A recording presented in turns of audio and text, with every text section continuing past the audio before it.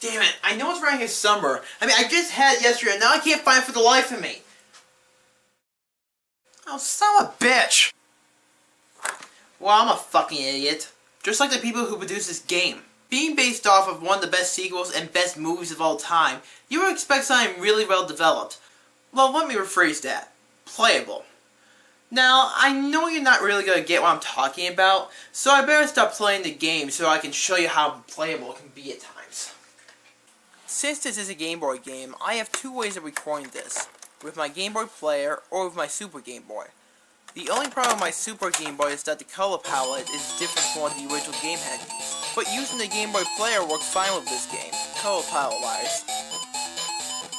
Now you might be wondering to yourself why I'm only making mention of the Game Boy game adaptation of Toy Story 2, but not any of the other adaptations like the one on the Nintendo 64, the PlayStation, or on the PC. Well, first off, I don't happen to have any of those other versions on me at the moment, but I may consider doing those at a later time. Second, the Game Boy version was the one I grew up with, the one I had in my possession when I was younger. So it's not like I just found it on the street or just some friend gave it to me. I've had it since like, I think late 99, early 2000. So yeah, the Game Boy version was the one I grew up with. And trust me, you should be very happy you didn't have to grow up with this crummy game like I had to. There are just some things that need to be seen to be believed to show how aggravated I've been for such a long time. When, you know what? It's time to get it all out there and give this game the metaphorical being that it deserves. So going into the main title, the game tricks you into thinking that it might be a fun experience with decent graphics for the main title screen and a pretty good soundtrack for the game. Hell, even the in-game graphics for the most part are pretty well detailed for 1999. It seems to actually represent the movie, but things start to go downhill when you realize one of the main problems is control. I cannot express this enough. I mean, the controls got awful. For example, running and jumping is the same button, and sometimes when I'm trying to run, I end up doing a running jump move. Unless you've played this game, you have no idea how annoying this can be.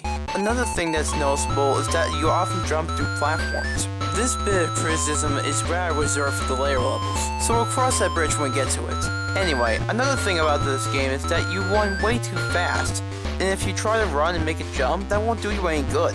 You'll just end up missing your mark, forcing you to go all the way back to the top to try again. As the stages continue on, you may have some mini tasks, like to find a wheel for a skateboard so you can gain extra coins that were previously unreachable so you can attain an extra life at the end of the stage, or to attain a feather and run by the chicken statue by Al's Toy Barn so you can get a key and proceed to the next level. But on some of the levels, it's just run to the right hand corner and get to the exit. By the way, there is one thing on the second level that actually makes me chuckle.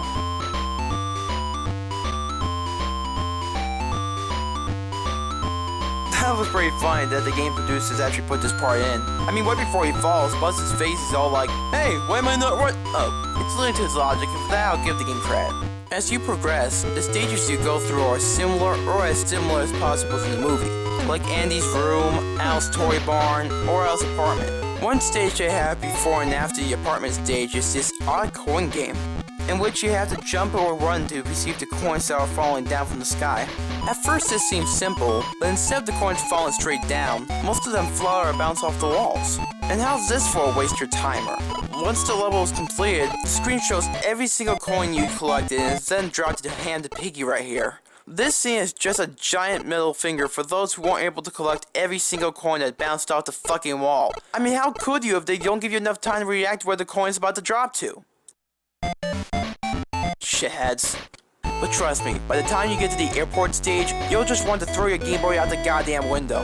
This stage will cause you to explode with anger, frustration, and dumbfoundedness. You want to know what makes this level such a pain in the ass? It's the fucking platforms. No matter how carefully you plan them, no matter how hard you push that fucking A button, you will always miss your mark. If you do a running job, you won't make the mark. If you try to edge your way to the side so you can jump correctly, boom! Now you have fallen all the way down to the bottom, and now you have to climb all the way back up to try again. The only way to beat this level is to learn how far you can go on the platform and to make sure that your jump is perfect, and that you land the one fucking pixel just right. And with all this debris being thrown around you, how can you focus with two things at once, considering the fact that the number one thing on your mind is making that mark? I'm not even kidding about this. I went through 5 of my lives in this one level alone, and I didn't lose any of my lives in the other levels. So that's saying a lot about how unforgiving and difficult this level can be. And yeah, it took me over half an hour just to develop a realistic strategy to finally get out of this level. I mean, I was literally at the breaking point before I finally landed on this last platform right here, and proceeded to stage 9. So with this stage, it actually isn't too bad compared to the previous one I just wanted to let run on the streets. But do you want to know what's annoying about this stage? The screen scrolls, and at the same time you have to jump over boxes and collect coins. And if that's not too much on your plate, there's a time limit in this stage.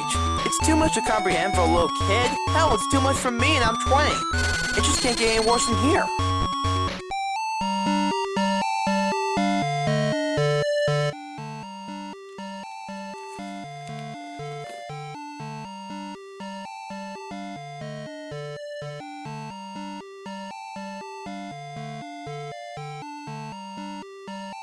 This is one of the most messed up game over screens I've ever seen. It's buzzed in this weird kind of Shakespearean pose, with soaking in eyes, gasping for air. When I was younger and I would lose, I would always turn my Game Boy the other way and wait for this part to be over. I also found two things a bit ironic about this part of the game. For one thing, there are batteries on the fucking right hand corner. Oh right, are those dead? Maybe those are dead, I don't know. And the second thing is the picture afterwards of Buzz standing up and showing you your final score. You know, it was really nice of Buzz to suddenly come back from the dead to give me back my highest score. Zombie! Anyway, as you get to the plane, you'll see that once again you have a time limit. Because figuring out where to go, how to defeat the boss, and to find your escape route within 5 minutes wasn't a challenge enough, wasn't it? So we're finally on the last level, and as with the other two, we happen to have another time limit. But it's a point A to point B level, so who fucking cares of a time limit?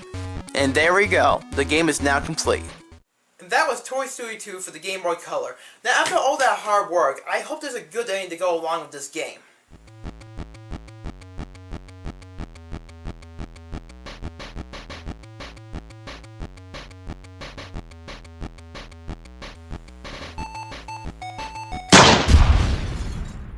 Not great, now I'm gonna need a new TV.